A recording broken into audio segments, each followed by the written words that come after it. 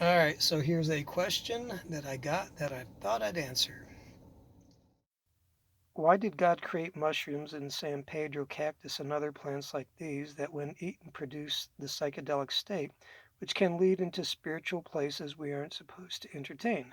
I can't figure out the answer myself, but He is God after all, and His ways are higher than ours. I just struggle with this because some of the experiences I had did lead me to investigate the Bible and seek Jesus more. God will use combat, jail, bad drug experiences, hard life to get us. Doesn't mean He likes any of these. He didn't make any of these. They're just a product of the fall. But He will use them to get us. So it's not so much that uh, He's these plants are something mystical or something mysterious. Not hating, I'm just saying it's us who He made to be mystical and mysterious. Everything everything has its own proper use. Whether it's cocaine, if you're a doctor, fine, and if you're a drug cartel dealer, not fine. So as far as plants go, there's nothing in and of themselves that make them mystical, good or bad. It's actually the nature of man that's, without Jesus, it runs amok. And then what happens is that you have demons out there who will talk to you when you're in these altered states, making you think it's the plant taking you somewhere where it's actually your nature to know God. It's just that it's in a fallen nature and it takes Jesus to know God in the proper way. So that's the quick answer for it. Not hating people that are looking for truth, it's just that the truth comes through Jesus.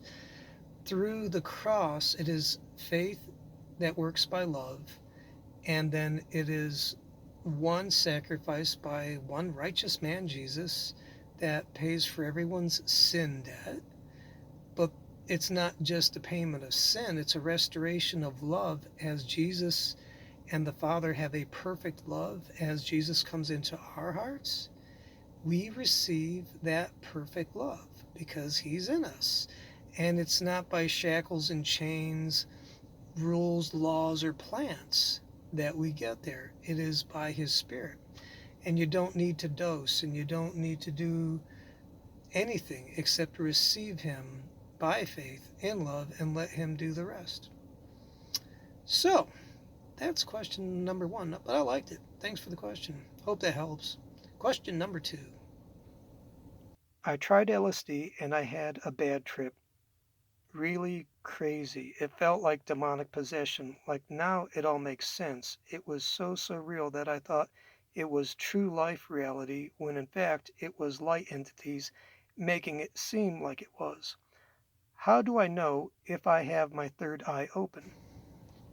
Okay, so that sounds like you had a little bit of a demonic possession going on there, and hope you're okay. What happens is that, as far as possession goes, uh, when you know something, you pick something up. It's like a splinter.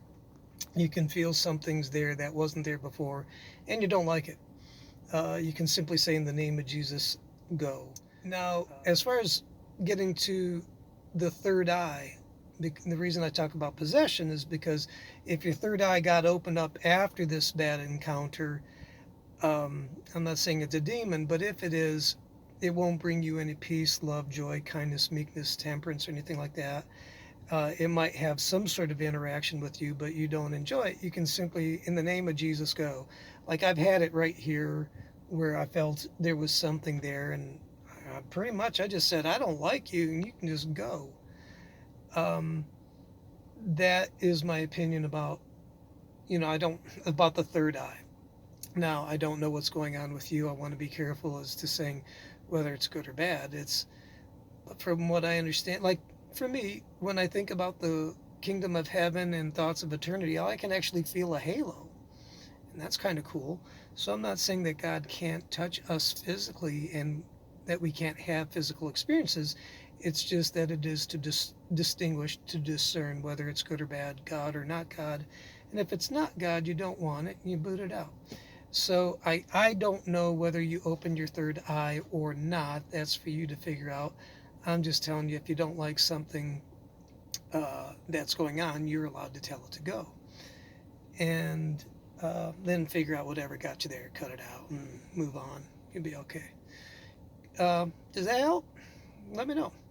If you got questions, hit me up. You got answers, play nice, and I'll listen. And always interesting to talk with you guys.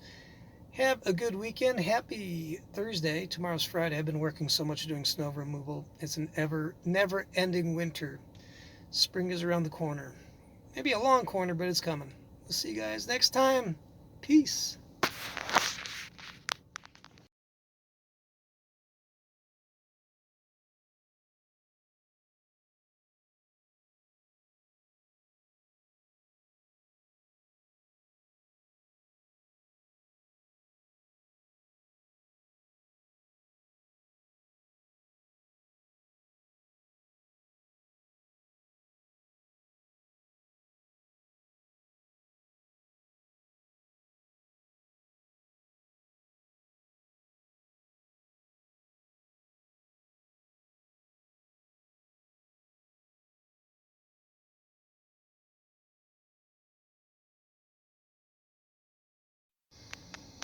Hey, what's happening?